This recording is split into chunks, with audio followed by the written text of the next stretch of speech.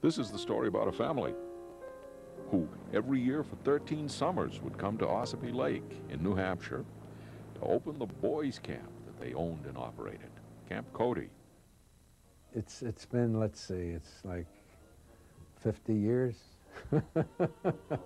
I love New Hampshire and the adventures that went with camping.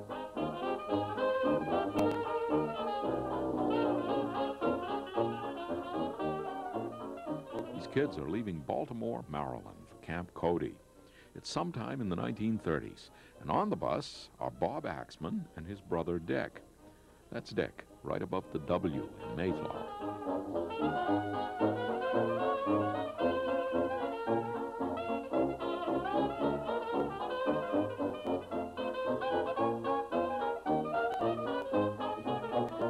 But this bus isn't going to New Hampshire, it's going to Pennsylvania.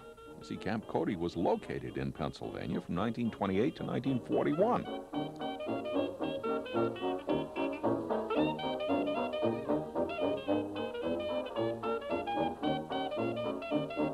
But in 1941, Dick and Bob's parents moved the camp up to New Hampshire.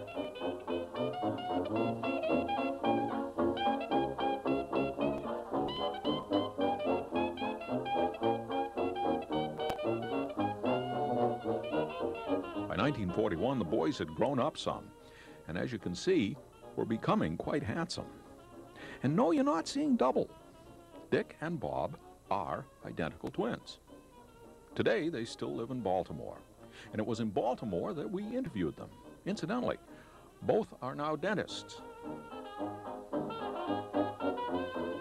Camp Cody was primarily an athletic camp. A lot of arts and crafts, nature hikes. For those that were not particularly athletic, there were many, many other things for these boys to do, but primarily the camp itself was athletic. We had them as young as 5, 5 and a half, all the way up to 14 as campers, and the youngsters who came to the camp without exception could swim, and swim rather well when they left.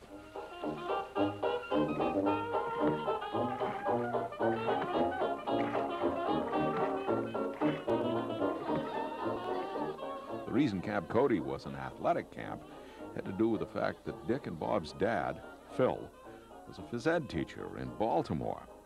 Here is Phil, also the twins and their mom, Beatty, posing for a family photo in Ossipee in 1948. And by the way, the dog is Zero.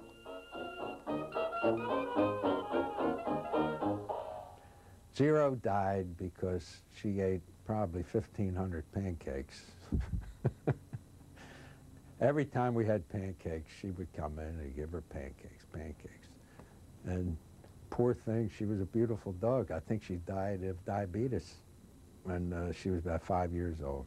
And I think it was from all the, you know, carbohydrates she ate up there.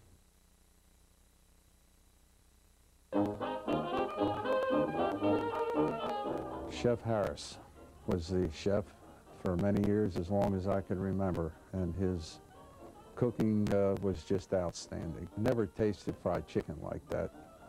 And as far as eating, children and the counselors, everyone just ate until they couldn't eat anymore. We would gorge. Sunday was the gorge day for fried chicken.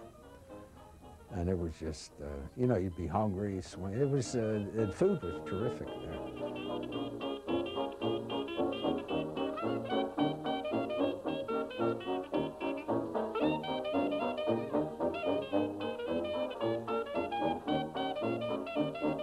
Father was, I'd say Dad was a kind of a unique person. He was very well liked. He was a basketball coach.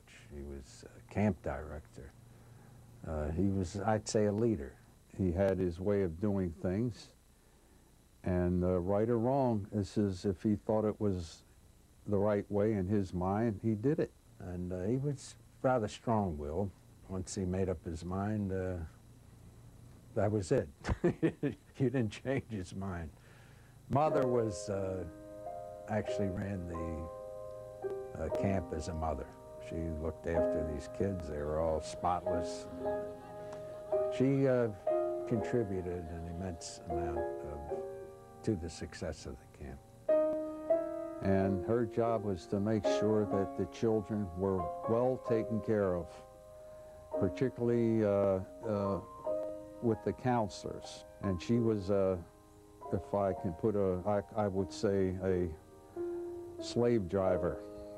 I think that's maybe an exaggeration, but you better shape up or have it done correctly and have these children shining, so to speak, when they came for dinner.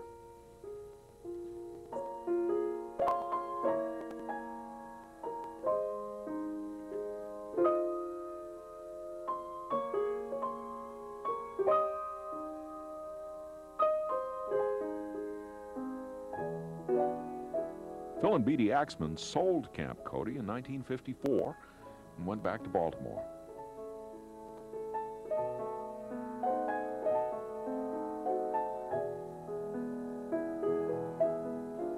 Phil died in 1982. He was 81. Beatty died in 1988 at the age of 87.